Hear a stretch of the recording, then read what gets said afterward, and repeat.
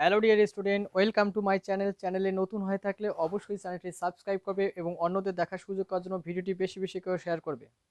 তো আজকের ক্লাসে আমি তোমাদের জন্য নিয়ে এসেছি তাপের ঘটনা অধ্যায়ের কিছু গাণিতিক প্রশ্ন উত্তর নিয়ে আলোচনা করব। তো তোমার ধৈর্য সহকারে পুরো ভিডিওটি দেখতে থাকো। তো তাপের ঘটনা অধ্যায়ের যে সমস্ত গাণিতিক প্রশ্ন হয় তাদের আমি কয়েকটি উল্লেখযোগ্য প্রশ্ন নিয়ে আলোচনা করব। তো তার আগে তোমাদের সূত্র বিষয়ে পরিচিত করে নিয়ে তারপর অঙ্ক শুরু করব। তো তাপের ঘটনা অঙ্ক করতে গেলে আমাদের প্রথম সেলসিয়াস, কেলভিন এবং ফারেনহাইট স্কেলের সম্পর্ক ভিত্তিক কয়েকটা প্রশ্ন উত্তর জানতে হবে।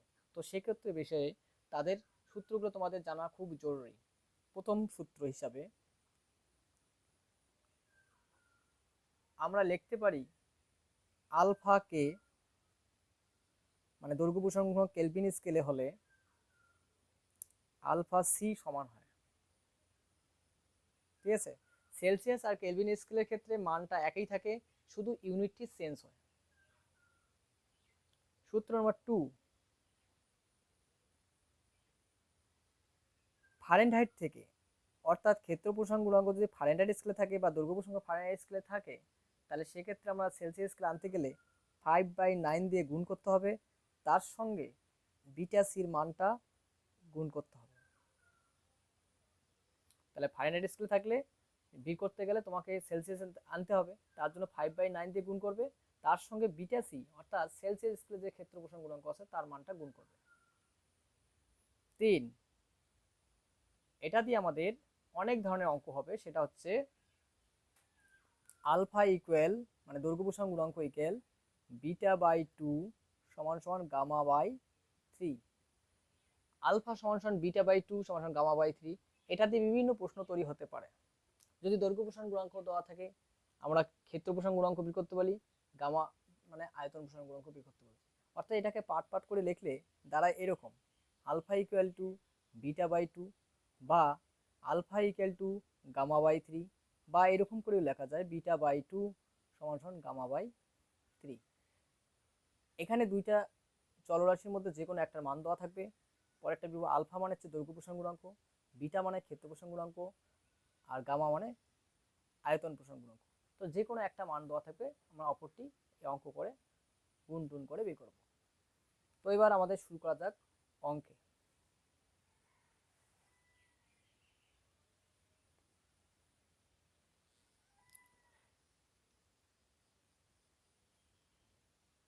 প্রথম প্রশ্নে বলছে কোনো কঠিনের আলফা অর্থাৎ দৈর্ঘ্য প্রসারণ গুণাঙ্কের মান দেওয়া আছে 24 × 10⁻⁶ পার ডিগ্রি সি হলে এসআইতে এর মান কত? তার আগে আমাদের প্রত্যেকটা জিনিস প্রসারণ গুণাঙ্কের এককগুলো জানা খুবই জরুরি।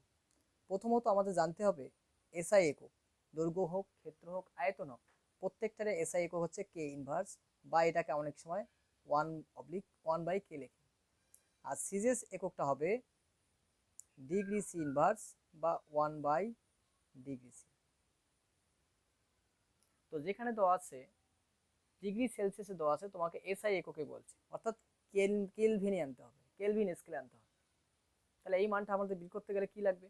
আলফার মানটা দেওয়া হচ্ছে কেলভিনে। তাহলে কি দেওয়া আছে কোশ্চেন নম্বর 1, কোশ্চেনে কি দেওয়া আছে? আলফা ইকুয়াল দেওয়া আছে 24 × 10⁻⁶ অবলিক ডিগ্রি সি। এটা কি দেওয়া আছে? ডিগ্রি সি দেওয়া থাকলে এটা কি একক হয়? ডিগ্রি সি দেওয়া থাকলে এটা সিজিএস একক হয়। তোমাকে এসআই এককে মান চেয়েছে, তো এসআই এককে মানটা একই হবে, কারণ ফর্মুলা কি দেওয়া আছে? কেলভিন আর সেলসিয়াস মান একই। সেক্ষেত্রে এসআইতে এর মান হবে 24 × 10⁻⁶ অবলিক কে কে। ঠিক আছে, অ্যান্সারটা একই থাকবে, সংখ্যাটা একই থাকবে, শুধু এককটা ইউনিটটা চেঞ্জ হবে। তো এরকম টাইপের যে কোনো প্রশ্ন আসুন না কেন, সংখ্যা একই রাখবে। সেলসিয়াস আর কেলভিনের মধ্যে থাকলে খালি ইউনিটটি চেঞ্জ হবে। ইউনিট এসআইতে ক্ষেত্রে কে ইনভার্স হবে, আর বা 1/k অবলিক কে হবে, আর সিজিএস এর ক্ষেত্রে ডিগ্রি সি হবে। তো নেক্সট কোশ্চেন 2 নম্বর প্রশ্ন বলছে লোহার ক্ষেত্রে প্রসারণ গুণাঙ্ক 24 × 10⁻⁶ পার ডিগ্রি সি হলে ফারেনহাইট স্কেলে কত হবে? তো এই অঙ্কটা করতে গেলে আমাদের কোন ফর্মুলা লাগবে? ফর্মুলা লাগবে হচ্ছে ফারেনহাইট স্কেলের সঙ্গে সম্পর্ক, যেটা 2 নম্বর ফর্মুলাটা। এই ফর্মুলাটাকে কাজে লাগে কাজ করব। কি দেওয়া আছে? সেলসিয়াসে মান দেওয়া আছে, তাহলে সেলসিয়াসের মানটা 5/9 সঙ্গে গুণ করে যেটা পাবো সেটাই ফারেনহাইট স্কেলের মান। তাহলে ফারেনহাইট স্কেলে কত হবে? ফারেনহাইট স্কেলে ক্ষেত্র প্রসারণ গুণাঙ্ক কত হবে? ক্ষেত্র প্রসারণ গুণাঙ্ক অর্থাৎ বিটা, বিটা এফ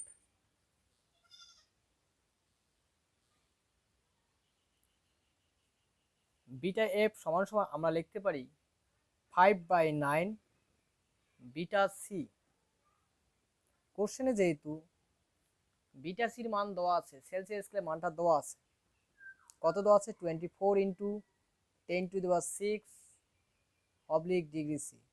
তাহলে এই মানটা এখানে বসে দাও 5/9 × 24 × 10⁶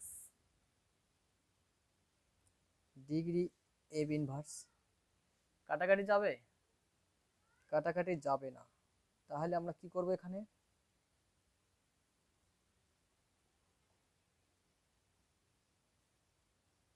4 × 5 = 20, হাতে 2, 5 × 2 = 10, 120 × 10⁶ ডিগ্রি এফ ইনভার্স। এটাকে ভাগ করলে দেখবে 13.33 × 10⁶ ডিগ্রি এফ ইনভার্স হবে। তো এই ছিল সেলসিয়াস এবং ফারেনহাইট স্কেলের মধ্যে সম্পর্কের অঙ্ক। তো নেক্সট কোশ্চেন, কোশ্চেন নাম্বার 3 বলছে লোহার দৈর্ঘ্য প্রসারণ গুণাঙ্ক 0.000021 পার ডিগ্রি সি হলে আয়তন প্রসারণ গুণাঙ্কের মান কত? এখানে দৈর্ঘ্য প্রসারণ গুণাঙ্কের মান দেওয়া আছে। তাহলে আমরা কি জানি? কত নম্বর কোশ্চেন? 3।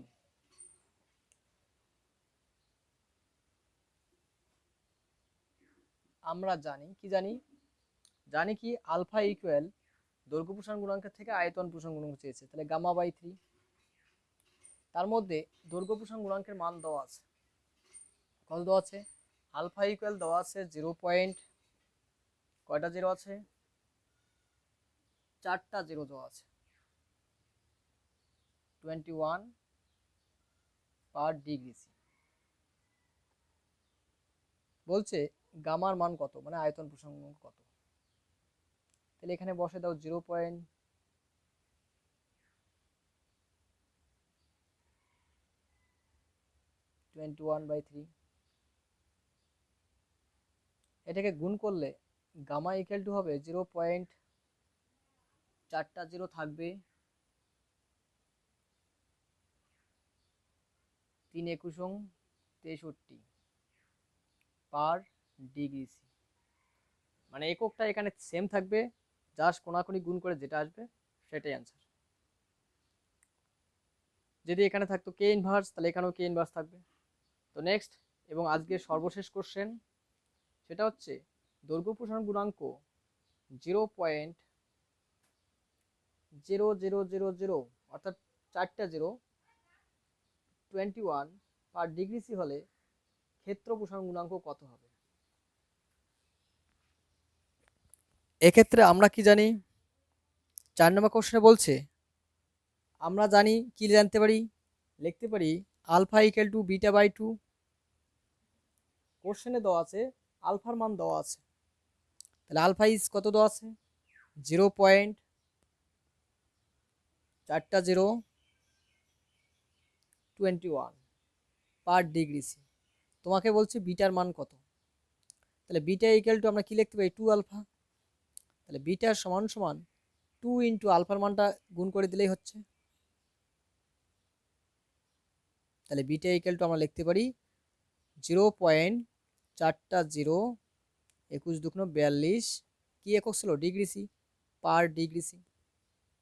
এটাই অ্যান্সার। তো তোমাদের জন্য আরেকটি প্রশ্ন নিয়ে সলভ করতেছি, বিটা এবং গামার মধ্যে সম্পর্ক নিয়ে। তো সর্বশেষ প্রশ্নটি হলো কঠিন পদার্থের ক্ষেত্র প্রসারণ গুণাঙ্ক 0.24 পার ডিগ্রি সি হলে এর আয়তন প্রসারণ গুণাঙ্ক কত হবে?